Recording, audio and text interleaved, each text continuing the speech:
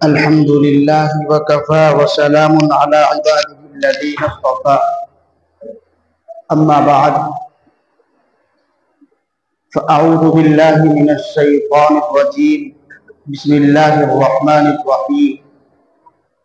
شهر رمضان الذي أنزل فيه القرآن وقال إنا أنزلناه في ليلة مباركة وقال إنا أنزلناه في ليلة القدر وما أدراك ما ليلة القدر ليلة القدر خير من ألف شهر وقال سيدنا رسول الله صلى الله عليه وسلم من قام ليلة القدر غفر له ما تقدم من ذنبه او كما قال النبی صلی اللہ علیہ وسلم۔ بزرگان محترم، دینی بھائیوں، آپ حضرات کو معلوم ہے رمضان المبارک کا برکتوں والا، عظمتوں والا، رفعتوں والا مہینہ چل رہا ہے، اور گزشتہ مجلس کے اندر مولانا عامر صاحب کی زبانی آپ حضرات نے زکوٰۃ کے تعلق سے گفتگو سنی، کیا زکوٰۃ کے فضائل ہیں اور نہ دینے والوں پر کیا وعیدیں ہیں، اور اسی طریقے سے زکوٰۃ کہاں دینی چاہیے، کتنی مال پر کیا زکوٰۃ ہے، جو زکوٰۃ نہیں دیتے ان کے اوپر کیا وعید رب کائنات نے بیان فرمائی ہے۔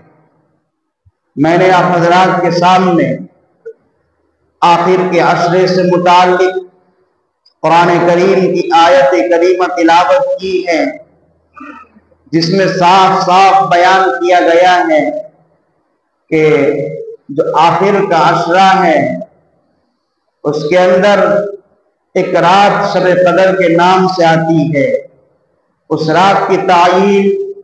صحابہ کے لڑائی کی وجہ سے، صحابہ کے اجتہاد کی وجہ سے اٹھا لی گئی۔ یہ رات امت محمدیہ کے لیے انعام کے طور پر اور اس وقت بیان فرمائی گئی، اس وقت نازل کی گئی جبکہ صحابہ کرام پریشانی کے اندر ہیں، صحابہ کرام اضطرابی حالت کے اندر ہیں، کیونکہ آقا علیہ السلام کے سامنے بنی اسرائیل کے عابدوں کا تذکرہ، بنی اسرائیل کے اندر جو عبادت کرنے والے، ان کے اندر عابد، ان کا تذکرہ ہو رہا ہے کہ دیکھو فلاں آدمی کو اس کی عمر 1000 سال لمبی ہوئی، اس کی عمر 1000 سال ہوئی، اس کی نمازیں اتنی ہیں، اس کے خیر خواہی کے کام اتنے ہیں، اس کے اچھے کام اتنے ہیں، لیکن جب صحابہ کرام نے ان باتوں کو سنا، صحابہ کرام نے ان باتوں کو سنا، سننے کے بعد آپ اضطرابی حالت کے اندر ہو گئے، پریشانی کے اندر آ گئے کہ اچھا بنی اسرائیل کے عابدوں کی عمر اتنی، ان کی نمازیں ہم سے زیادہ، ان کے روزے ہم سے زیادہ، ان کی دیگر عبادات ہم سے زیادہ، تو صحابہ کرام رضوان اللہ تعالی علیہم اجمعین پریشانی کے اندر آ گئے، اضطرابی حالت، اضطرابی کیفیت ان کے اندر پیدا ہو گئی۔ اور اسی وقت میں آقا علیہ السلام کے اوپر یہ پوری کی پوری سورت انا انزلناہ فی لیلۃ القدر وما ادراک ما لیلۃ القدر، اور صرف سورت نہیں بلکہ اس سورت کا نام، اس کے اندر تذکرہ کرنے کے بعد، شب قدر کا تذکرہ کرنے کے بعد اس سورت کا نام بھی سورہ قدر کے نام سے موسوم کیا، سورہ قدر اس سورت کا نام رکھا۔ جب صحابہ کرام رضوان اللہ تعالی علیہم اجمعین پریشان ہوئے تو آقا علیہ السلام کے اوپر یہ پوری کی پوری سورت نازل کی گئی، جس کا ترجمہ یہ ہے اِنَّا أَنزَلْنَاهُ فِي لَيْلَةِ الْقَدْرِ، بے شک ہم نے قرآن کریم کو اس بابرکت رات کے اندر وما ادراک ما لیلۃ القدر، اے مخاطب تجھے کیا معلوم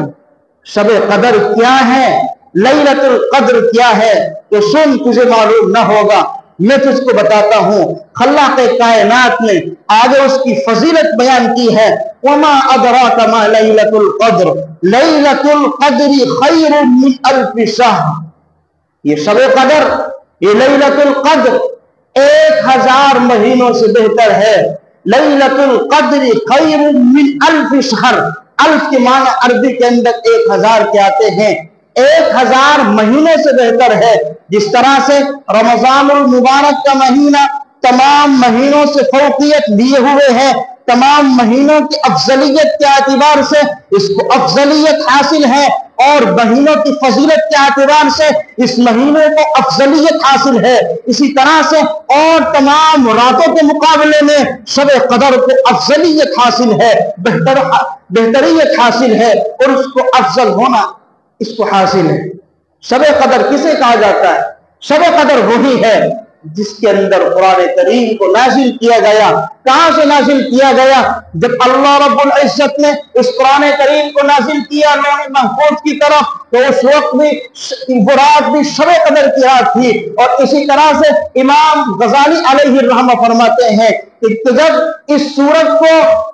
لوح محفوظ سے، قرآن کریم کو لوح محفوظ سے سمائے دنیا کی طرف نازل کیا گیا، وہ بھی شب قدر کی رات تھی۔ تو کیا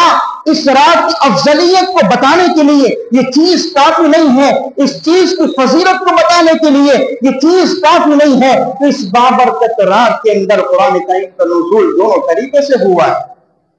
اور اسی طرح سے لیلۃ القدر خیر من الف شہر، اور اس رات کی فضیلت کو بیان کرتے ہوئے اس سورت کے ترجمے کے اندر تنزل الملائکۃ والروح فیہا، اس سورت کے اندر، اس رات کے اندر جبرائیل اور ان کے ساتھ چند فرشتے اس دنیا کے اندر آتے ہیں، اور آ کر کے اپنے آپ کو مغفرت کرانے والے، اپنے گناہوں کی توبہ استغفار کرانے والے، اپنی گناہوں کے بخشش چاہنے والوں کو تلاش کرتے رہتے ہیں۔ اور یہ معاملہ صرف رات کی ابتدائی دور کے اندر نہیں، یہ معاملہ صرف رات کی ابتدائی حالت کے اندر نہیں، بلکہ قرآن کہتا ہے تنزل الملائکۃ والروح فیہا بإذن ربہم من کل امر سلام ہی حتی مطلع الفجر۔ جب جو انسان اس رات کے اندر اپنے گناہوں کی مغفرت چاہتا ہے، جو انسان اس رات کے اندر اپنے گناہوں کا استغفار چاہتا ہے، جو انسان اس مبارک رات کے اندر اپنے گناہوں کے بخشش کا پروانہ چاہتا ہے، فرشتے اور جبرائیل امین اس کے پاس آ کر کے اس کو سلامتی پیش کرتے ہیں اور کہتے ہیں ہی سلام سلام ہی حتی مطلع الفجر۔ اور یہ معاملہ فجر کے طلوع ہونے تک جاری و ساری رہتا ہے۔ اسی طرح سے رب کائنات نے جب اس سورت کا نزول فرمایا، رب کائنات نے جب اس رات کی فضیلت کو بتایا، تو اس رات کی تعیین بھی فرمائی کہ تمہیں اس رات کے اندر یہ فضیلت حاصل ہو سکتی ہے۔ رات کی تعیین فرمانے کے بعد جب آقا علیہ السلام کو معلوم ہوا کہ فلاں رات شب قدر ہے، اور یہ آقا علیہ السلام صحابہ کے درمیان پہنچتے ہیں، پہنچنے کے قریب ہوتے ہیں، دیکھتے ہیں دو صحابی آپس میں جنگ کر رہے ہیں، دو صحابی آپس میں لڑائی کر رہے ہیں، تو آقا علیہ السلام کے اوپر سے اس کی تعیین کو اٹھا لیا جاتا ہے، اس کے متعین ہونے کو اٹھا لیا جاتا ہے، اور پھر بھی فضیلت باقی رہتی ہے جو کہ تو رہتی ہے۔ اس طرح سے فضیلت اس کی بیان کی گئی، تنزل الملائکۃ لیلۃ القدر خیر من الف شہر، پوری کی پوری فضیلت باقی، لیکن تعیین اٹھا لی گئی۔ آقا علیہ السلام نے ارشاد فرمایا ایمان والوں کے لیے گھبرانے کی ضرورت نہیں، بلکہ رات کی تعیین اٹھائی گئی ہے۔ اللہ کے نبی علیہ السلام نے رات کے رمضان المبارک کے پہلے عشرے کے اندر اس رات کو تلاش کرنا شروع کر دیا۔ آپ نے شروع کیا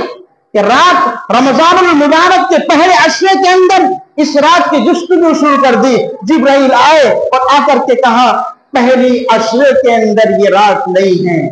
دوسرے عشرے کے اندر جستجو شروع کی، دوسرے عشرے کے اندر اس کو تلاش کرنا شروع کیا، جبرائیل آئے، آ کر کے بتایا دوسرے عشرے کے اندر بھی یہ رات نہیں ملے گی۔ اور پھر آقا علیہ السلام کو بتایا گیا کہ آخری عشرے کے اندر طاق راتوں میں اس رات کو تلاش کیا جائے۔ طاق رات کسے کہا جاتا ہے؟ جس کا کوئی چھوڑ نہ ہو، جس طرح سے 21ویں رات ہے، 23ویں رات ہے،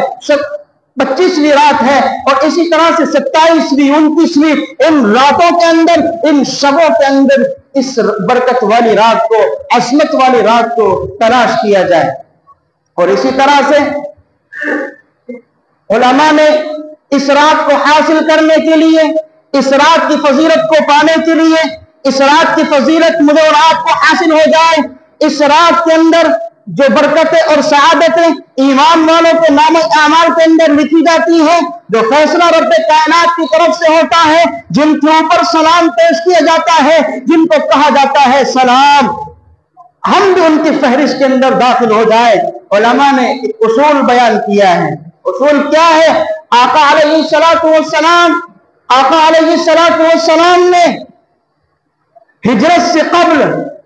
ایک سنت، اعتکاف کی سنت جاری فرمائی۔ کبھی آقا علیہ السلام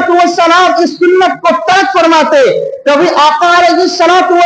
اس سنت کو انجام دیتے تھے، لیکن ہجرت کے بعد جب جناب محمد رسول اللہ صلی اللہ علیہ وسلم مدینہ المنورہ پہنچے ہیں، آخری وقت تک، آخری لمحے تک ایک سال بھی اعتکاف فوت نہیں کیا، ایک سال بھی اعتکاف کو نہیں چھوڑا۔ اور ایک مرتبہ اتفاق سے یہ اعتکاف کی سنت چھوٹ گئی، اعتکاف کا طریقہ چھوٹ گیا، تو آقا علیہ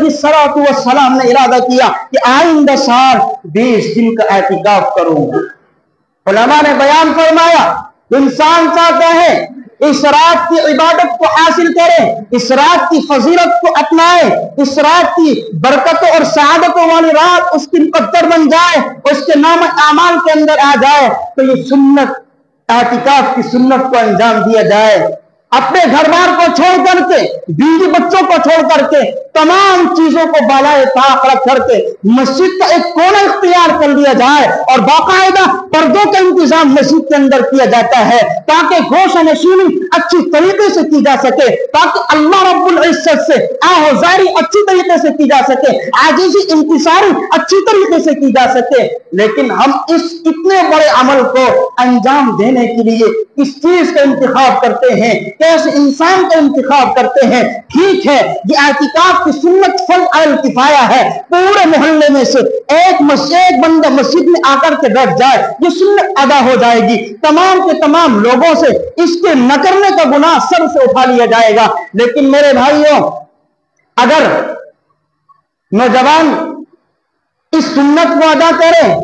اگر نوجوان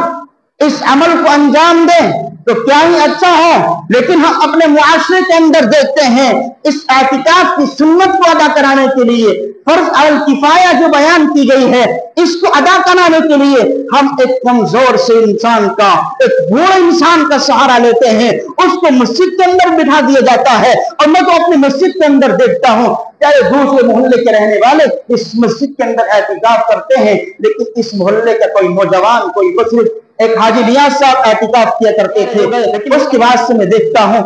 آخری عشرے، پورے عشرے کا کوئی اعتکاف کرنے والا اس مسجد کے اندر نہیں ہوتا۔ کتنی بدبختی کی بات ہے، کتنی بری بات ہے، کتنا برا عمل ہے۔ اس لیے ہمیں چاہیے نوجوان اس عمل کے اندر بڑھ چڑھ کر کے حصہ لیں، اور اس بابرکت والی رات کو آقا علیہ السلام نے اور فضیلت بیان کرتے ہوئے بیان فرمایا کہ اگر کوئی انسان ایک رات کا اعتکاف کرے اور وہ رات شب قدر کی رات ہو، تو اس ایک رات کے اعتکاف کی وجہ سے رب کائنات اس انسان کو جہنم سے اتنی دوری پر بھیج دیتا ہے، جہنم سے اتنی دوری کر دیتا ہے جس طرح سے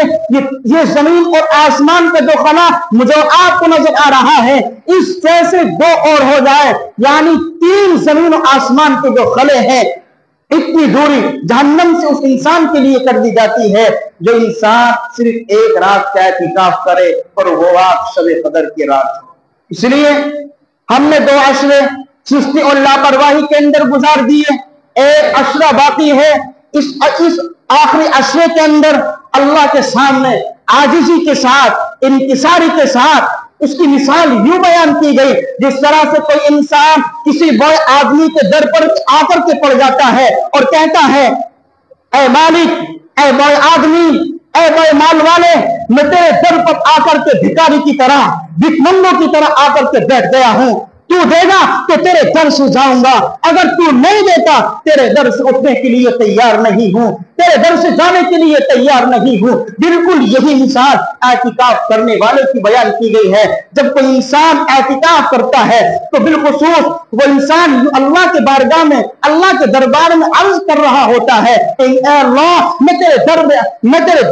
मैं तेरे दरवाजे पर आकर के सुवाली की तरह, एक भिखमंगे की तरह आकर के पड़ गया हूं। अब तू देगा तो जाऊंगा, तू देगा, तेरा देने के बाद कोई खराबी तेरे अंदर आने वाली नहीं है। अगर तू ना दे, जब भी तेरा कुछ बिगड़ने वाला नहीं है। तू दे दे, तेरे खजानों के अंदर कमी आने वाली नहीं है। इलाहुल आलमीन, मेरी झोली को मग़फ़िरत से भर दीजिए। इलाहुल आलमीन, मैंने तमाम के तमाम गुनाह किए, तमाम को लफ्ज़िशों को, तमाम गुनाहों को माफ फरमा दीजिए, नाम आमाल को साफ फरमा दीजिए। मैंने एक हदीस पढ़ी थी, तर्जमा करके बात को खत्म कर रहा हूं। आका अलैहिस्सलातु वस्सलाम ने इरशाद फरमाया, मन क़ाम लैलतुल क़द्री गुफ़िरा लहू मा तक़द्दम मिन ज़ंबी। जब इंसान सवाब की उम्मीद रखते हुए अल्लाह के सामने आजिज़ी के साथ, इंकिसारी के साथ खड़ा होता है, रुकू करता है, सजदा करता है, अल्लाह के दरबार में अपने गुनाहों की इस्तिग़फ़ार चाहता है, जब वो सलाम फेरता है, मस्जिद से बाहर निकलता है, उस अमल से फारिग होता है, तो वो ऐसा होता है जैसे आज ही इस दुनिया के अंदर आया है। इसलिए मुझे और आपको चाहिए, इस बरकत वाली रात को पाने के लिए मस्जिद का रुख किया जाए। मर्दों के लिए घर में एतिकाफ करना जायज नहीं है। मर्दों के लिए घर को मुअतकिफ खाना, एतिकाफ खाना बनाना जायज नहीं है। मर्दों के लिए तरीका यह है कि वो मस्जिद का रुख करें, ताकि इस बाबरकत वाली रात को हम अपनी जिंदगी के अंदर ला सके। इसलिए नौजवान से भी मुखातब हूं, बड़े बुजुर्गों से भी मुखातब हूं, ज्यादा से ज्यादा अपने घरों को छोड़ करके, अपने बीवी बच्चों को छोड़ करके, 10 दिन की बात है, अपनी मस्जिद का रुख कीजिए, मस्जिद के अंदर आकर के गोशा नशीनी इख्तियार कीजिए, अल्लाह के सामने आजिज़ी इंकिसार कीजिए, अल्लाह से अपने गुनाहों की तौबा इस्तिग़फ़ार कराइए। अल्लाह से दुआ है, कहने से ज्यादा, सुनने से ज्यादा अमल की दौलत से माला माल फरमाए। व आखिरु दावाना अल्हम्दुलिल्लाहि रब्बिल आलमीन।